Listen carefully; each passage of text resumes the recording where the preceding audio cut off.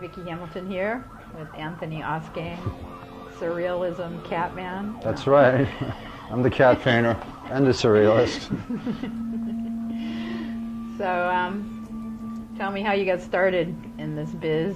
Well, I got started because I really believed that art could change things, and I had a sort of punk attitude, and I didn't like society much, and most of the people I met I thought I was assholes. So I really wanted to change things, and I went to art school, and I really did get the impression that there was a certain power to art, that if I could harness it, I'd be able to affect some kind of social change. So do you still believe that art can change the world? No, I don't, actually. I don't think so. No? No, I think there's too many. The forces now are too strong to really have any effect. You know, art basically exists in two realms: the underground, and then what's generally accepted, the overground kind of art. And there's a certain point, I think, in underground art where you can get things changed a little bit.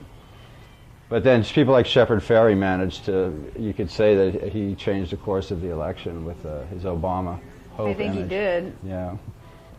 And you're involved in the music culture. You have a band called Cat Museum. Sure enough, yeah. And you do album jackets. This is a jacket and the painting that he did for MGMT. There you go. And tell me a little about that process. Well, tell me about your process in general, how you make the art as far as paintings go, and also how you go about making your music. Mm-hmm. Well, basically, most of the time when I start a painting, I don't really have any firm idea about what I'm doing, and I'll just do some drawings, and I'll have a character in a particular pose, and then I'll start thinking about a story or a narrative of some sort that'll accommodate this character. So I tend to start with an action as opposed to a theme, and then after that just sort of expand on it and figure out a background and so forth. Well, it's interesting, because when I started, I totally was a punk rock about it, and I painted punk rock music, and I painted really loose and sloppy, and I got really into it, and my paintings would look like this wall, but they'd be cats. Okay, we'll get to that in a minute. but I did paint imagery, but I painted really loose and just, the paint flying everywhere. And over the years, as I matured, I decided just to make it a little bit more succinct and, give it some nice edges. Tell me about Cat Museum. Well, it's interesting, I think the creative urge can be manifested in so many different ways, and for years I really got it all out of me in painting. And then recently I started thinking, well, I got other things to say. I've been on this planet now for a while, and a lot of things have happened, and I can't express them all the way I'd like to in a painting. So I started doing writing, because it's much easier to write the word "a red vase" than to paint one. So it's like, I kind of like writing. It's an easier way to get an image across, believe it or not. The obsession with cats. What is it, dude? Give it up. Tell us. Well, what is the obsession with cats? Well, okay. First of all, I think the human figure has been used in art since the cave paintings, and that's going on a good, 20,000 years, right? Some of the older paintings. And so I think, well, to really be avant-garde, I wanted to just completely wash my hands, just start doing figurative art without the human figure.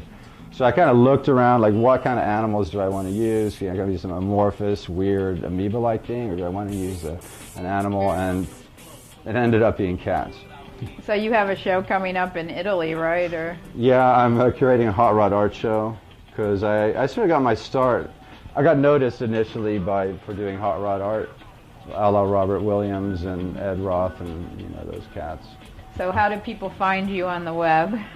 Well, I have a Facebook fan page, and I also have a website, ausgangart.com, AUSGANGART.com. What advice do you have for people that want to get in the art world now? I'm not giving any advice. They got to find out on their own. What advice? I know the best advice I would have really is just to be respectful and polite, completely open. What about the creative process? Oh, funny you should ask. Okay, seriously. Okay, I'm not a Godhead, but I find it interesting that the fifth word in the Bible is created. In the beginning, God created, right? So the creative act is associated with the divine in a way, right?